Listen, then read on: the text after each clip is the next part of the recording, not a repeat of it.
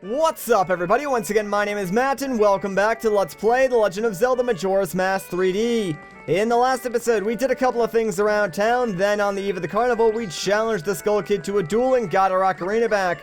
We then reset the 3-day cycle, so in this episode, we're going to start by going into the clock tower and talking to the mask salesman, since he said if we got our Ocarina back, he could transform us to normal. Were you able to recover your precious item from that imp? Indeed we were! Oh, you got it! Someone's very happy about that. Then listen to me, please play the song that I am about to perform and remember it well. I'm not even going to ask where you got that, like, giant organ piano thing. Or why you're only using it to play, like, 3 notes. That seems kind of overkill, dude. But I guess that is sort of your forte now, isn't it? Anyways, remember these notes well, guys. Embed it into your mind because it's a very important song. So, let's play it. Let's learn it. This is the Song of Healing. We'll be using this song a lot throughout this Let's Play, so get used to hearing it. This is actually a pretty cool cutscene. So, here is that Deku spirit that was sort of like inside of us, I guess. And yeah, Link's just waving goodbye to it. I always thought that was really funny for some reason. But there we go. We're back to our normal self, and Link looks very happy about that. This is a melody that heals evil magic and troubled spirits, turning them into masks. I am sure it will be of assistance to you in the future. Cool, thanks, dude. Ah, yes, I give you this mask in commemoration of this day. Fear not, for the magic has been sealed inside the mask. When you wear it, you will transform into the shape you just were. When you remove it, you will return to normal. Alright, so with that, we got ourselves the Deku Mask, and one of the coolest items in any of, like, Zelda history, because all the masks that we get are pretty much items in this game, which makes them really unique and really awesome. Now, I have fulfilled my promise to you. So please, give me that which you promised me. Yeah, about that. There's kind of an issue, actually. Don't tell me. My mask. You did get it back, didn't you? Uh-oh. What have you done to me? If you leave my mask out there, something terrible will happen. This dude is really starting to creep me out. The mask that was stolen from me, it's called Majora's Mask. It is an accursed item from legend that is said to have been used by an ancient tribe in its hexing rituals. It is said that an evil and wicked power is bestowed upon the one who wears that mask. According to legend, the troubles caused by Majora's Mask were so great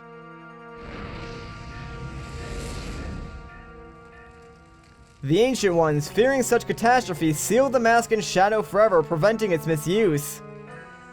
But now, that tribe from the legend has vanished, so no one really knows the true nature of the mask's power. But I feel it. I went to great lengths to get that legendary mask. When I finally had it, I could sense the doom of a dark omen brewing. It was that unwelcoming feeling that makes your hair stand on end. And now that imp has it. I am begging you, you must get that mask back quickly or something horrible will happen. I'm begging you, you must do it. Alright, really? You'll do it for me? Of course, dude. I was certain you would tell me that. Oh my, I nearly forgot. While you were gone, I found one of these. It appears to be one of those fancy notebooks the local brats carry around. Perhaps the imp dropped it. I have no use for things like this, so please consider it a gift. I insist. No, really, take it. Use it, now. Only good things could come of it. Alright, so this is actually another 3DS change. On the original N64 version, you would get the Bomber's Notebook by going to the Astral Observatory on this cycle and using the code that we learned on the last cycle without actually playing hide and seek. And once you left and sort of went back to town, the leader of the Bombers would sort of confront you about it and give you the notebook. So just thought I should mention that. From now on, events you see in people's schedule will be added to your notebook automatically. Hopefully you'll find it useful. I'm sure we will. I'm confident you'll have no trouble handling the most urgent matter of this menacing mask. The fate of this land rests in your capable hands. No pressure, right? You'll be fine. Surely you can do it. Believe in your strengths. Believe! Alright, well, now that we are finally human again, let's get out of here because there is a lot to do. That mask. The Skull Kid uses the power of that mask to do those terrible things. Well, whatever it takes, we gotta do something about it. The swamp, mountains, ocean, and canyon that Tail was trying to tell us about. I bet he was referring to the 4 areas just outside town. There's one in each compass direction. But what do you suppose he meant by the 4 who are there?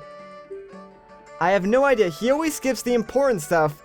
I guess we should just go and find out. If we go through that gate straight ahead, we'll be heading in the direction of the swamp.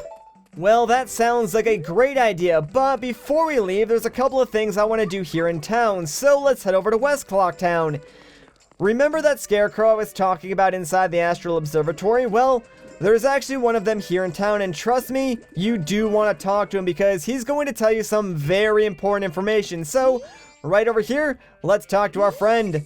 Yo, hey baby, I'm a styling scarecrow wandering in search of pleasant music. Time will pass in the blink of an eye if you dance with me. If you like, baby, we can forget the time and dance until night. So we're gonna say no, but he's gonna continue talking. Oh, sorry, that's too bad. In that case, come back anytime if you do decide you want to dance. By the way, I know of a mysterious song that allows you to manipulate the flow of time. Do you want to hear about it? Well, obviously, yeah. Oh yeah, now listen up. If you play that strange song backwards, you can slow the flow of time. And if you play each note twice in a row, you can jump forward to any point within the current day. It's true! How's that? Pretty interesting, isn't it? But I'm sure I'd like any song written by you better, baby. If you like, you can play one for me. Maybe later, dude. So, let's go outside and try these out. These are what I like to call hidden songs in the game. Anyways, let's pull out our ocarina. And if we play the first 3 notes of the Song of Time twice, we'll play a song called the Song of Double Time. And what this allows us to do is skip to any hour of the current day that we're in. On the N64 version, it would let you skip up to 12 hours and sort of put you on like the nearest half day that you're in. Not nearly as useful as it is in this game.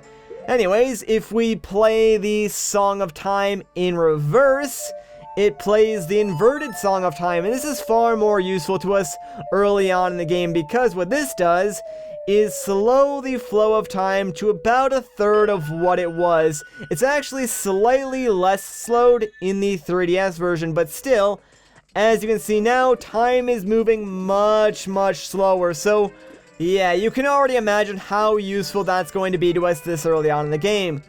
Anyways, though, back when we were a Deku Scrub, the Great Fairy told us that if we ever did return to our human self, we should see her again, so that's what we're gonna do. But, since we did reset the 3-day cycle, we sort of lost a little bit of progress. Like, we never actually got the Stray Fairy and visited the Great Fairy to begin with, so that's what we're gonna do now. We're gonna head here to the laundry pool and re-grab this Stray Fairy. That's sort of one of the consequences of, resetting the 3 days. Like, we still have our magic meter, as you can see, but we did lose a bit of progress, so things like this we will have to do again.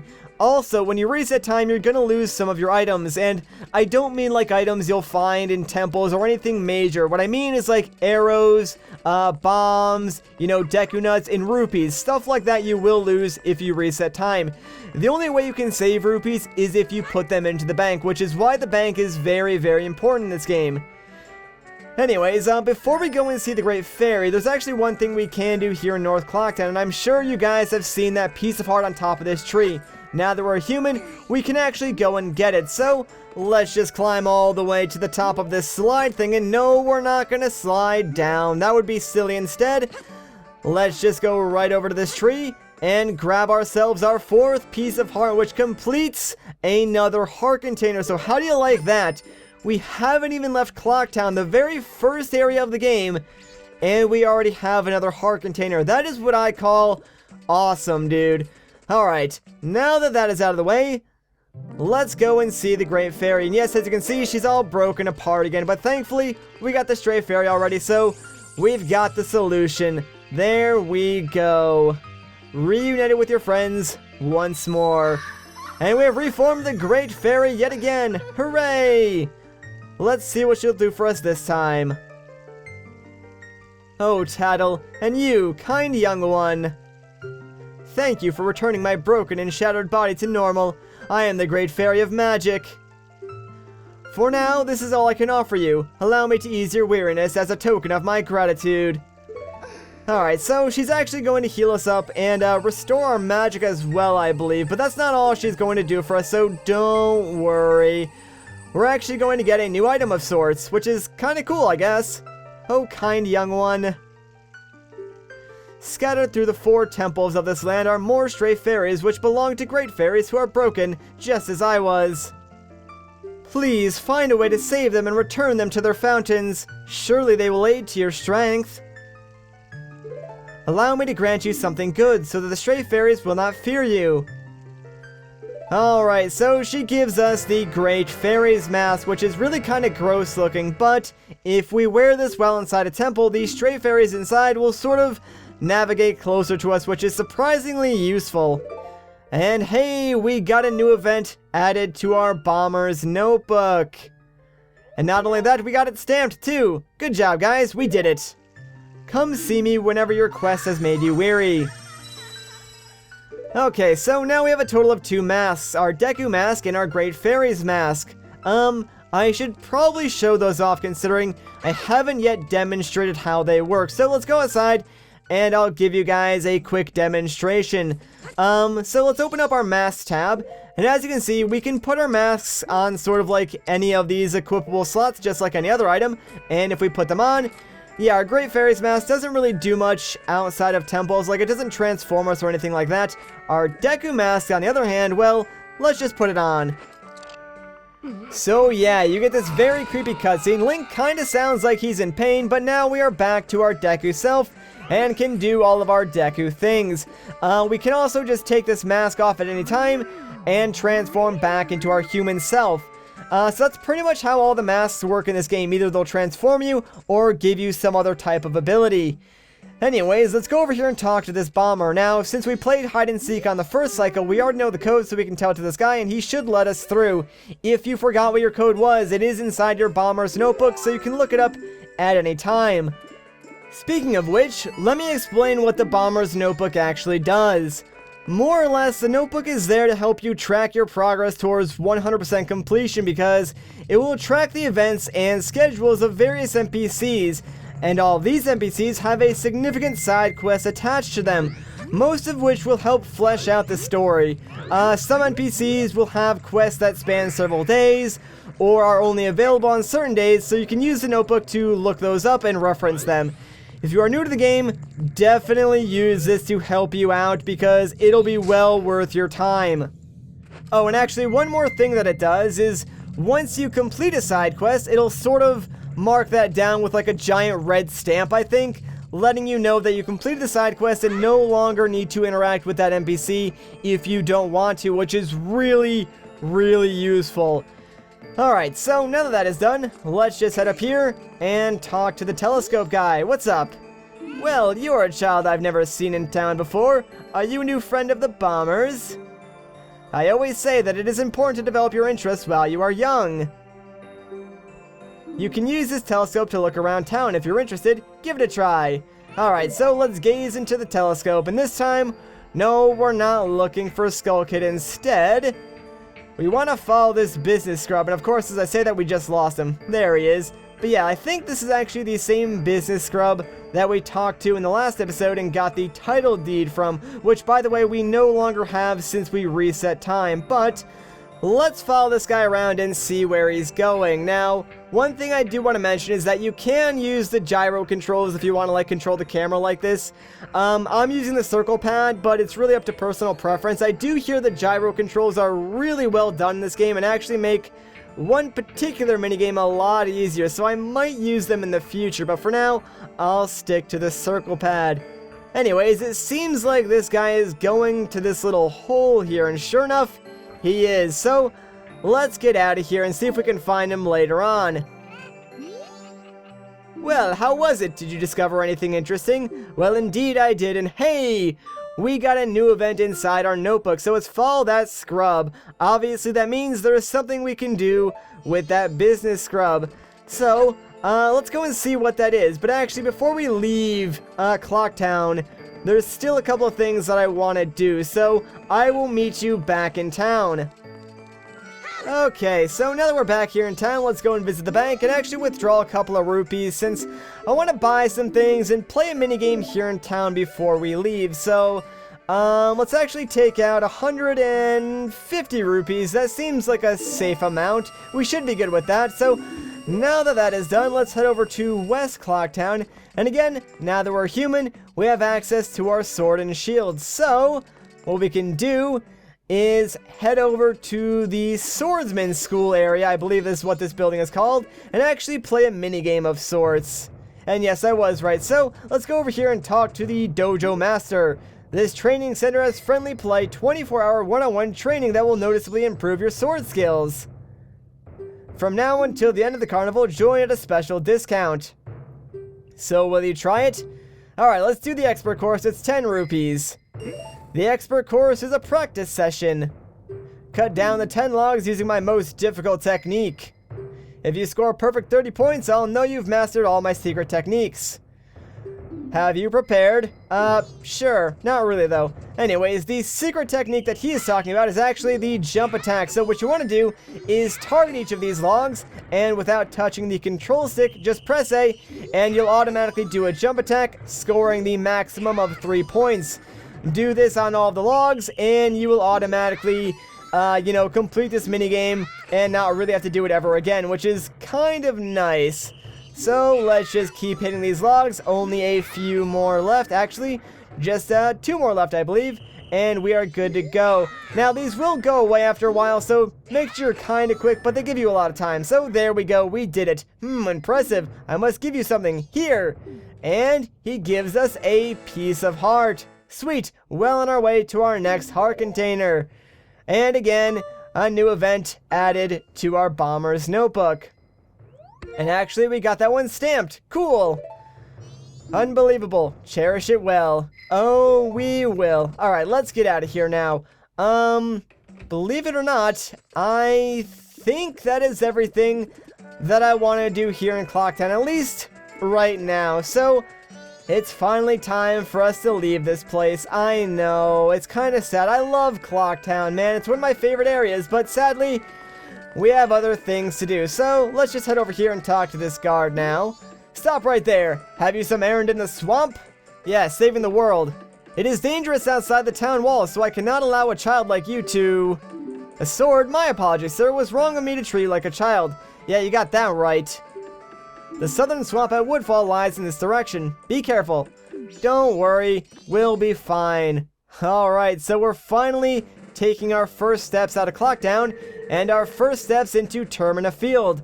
Now, Termina Field is a lot smaller than Hyrule Field, but it's still just as cool and filled with a lot of goodies. Now, before we actually make our way over to the swamp, what I want to do is go and investigate that business scrub that we saw flying around and going into that hole near the Astral Observatory. So, let's just head right up this hill, and the hole should be around here somewhere. Like, I know it's nearby.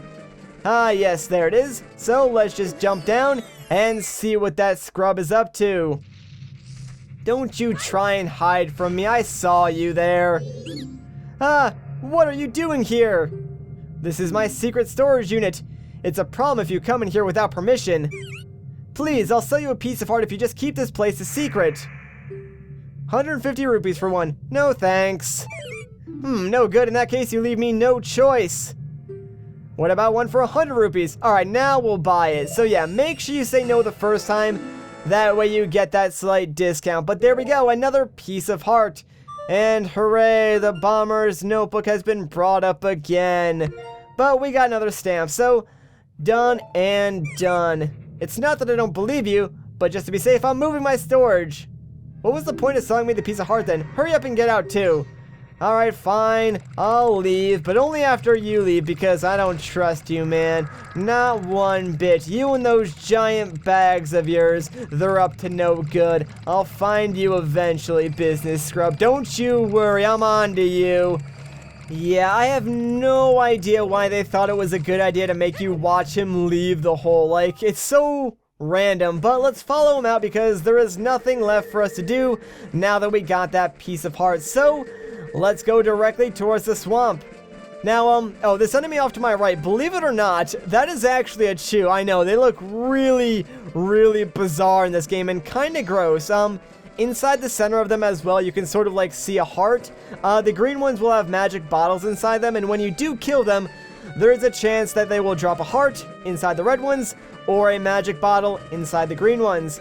Anyways, let's head over to this tree because, well, it's going to trigger a very cool cutscene. Actually, one of my favorites in the entire game because it's got a really interesting meaning behind it, and it sort of gives you the story of Skull Kid. Oh, I remember this! Tail and I drew this with the Skull Kid when we first met him. He told us they had been fighting with his friends, and that they had left him all alone.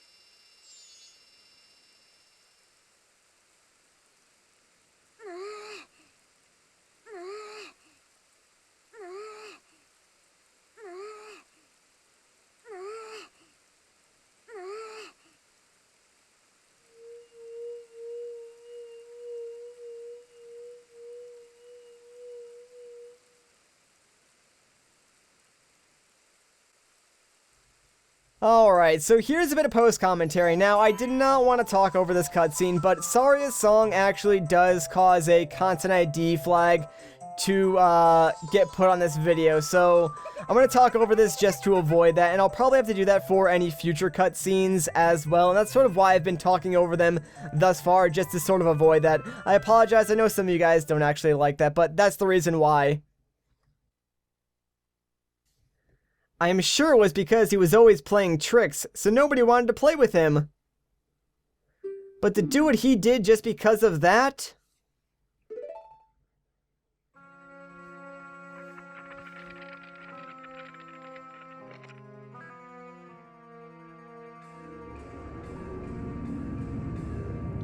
And once he got his power, there was no stopping him.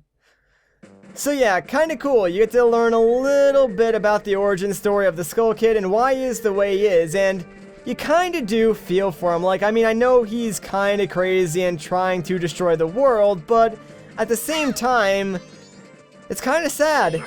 Anyways, though, here we are in sort of the entrance to the Woodfall area, or I guess the beginning of the Woodfall area, and believe it or not, there's actually something we can do in here. Now, fun fact, those bats that just attacked us, normally in Zelda games, the bats are called Keese. This is like one of the only games that I know of that actually call the bats Bad Bats. I have absolutely no idea why they changed the name, because pretty much in every other Zelda game, they're always called Keese, but whatever. I know there are a couple of bats surrounding this tree, though, so I'm going to try and take them out, because on top of this tree, you might have been able to get a glimpse of it. It's actually a piece of heart. And oh, by the way, yeah, choose do respawn, which is really, really obnoxious. And, oh no, please don't hit me. Gosh, dang it, bat. I kind of thought I missed one, and get out of here, Chew. Alright, hopefully that bat does come down, though, and we can just kill it with our sword. There we go, sweet. Now, let's try climbing this tree again, and right on top of it, like I said, is another piece of heart. So there we go. I believe that's like, what, our third one already after we completed that first one, so that's kind of crazy. Not complaining, I do like it. Alright, let's jump down here, because I believe there's actually a chest in here that contains some rupees, and that'll sort of offset the cost of something that I was about to buy. There's also a couple of Deku Babas in here, and they will drop Deku Sticks, which if you played Ocarina of Time, know you can light on fire, and then use to light other torches, so kind of a useful item.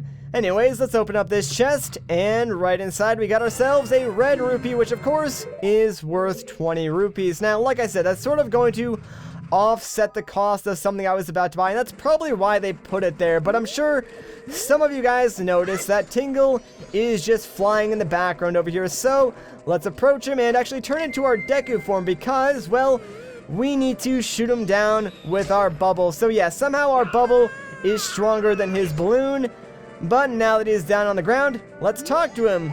And yeah, he's going to say the same thing again, since technically this is the first time we've talked to him since we reset time, but he is going to sell us a new map now. So let's buy the map of Woodfall. It's 20 rupees, so yeah, we kind of just lost the rupees we just got, but there we go. Now we have a map of this area, which is always nice. So now that that is done, let's just get out of here, I guess, and yeah, say your magic words, Tingle. We're not gonna steal them, don't worry. But let's continue exploring the rest of the Woodfall area, and this will take us to the Southern Swamp, which is actually another really, really cool area. It looks really awesome on the 3DS too, by the way. Like, I love what they did to the place. It looks awesome. And oh no, not you! Hoot! This is a rare sight. You are a fairy child, correct? What business might you have in this poisoned swamp? If you dare not venture further, I shall pass no judgment. It is better that you retreat until you are ready to return. This swamp you're in has lost its guardian deity, but it was destined to fade away.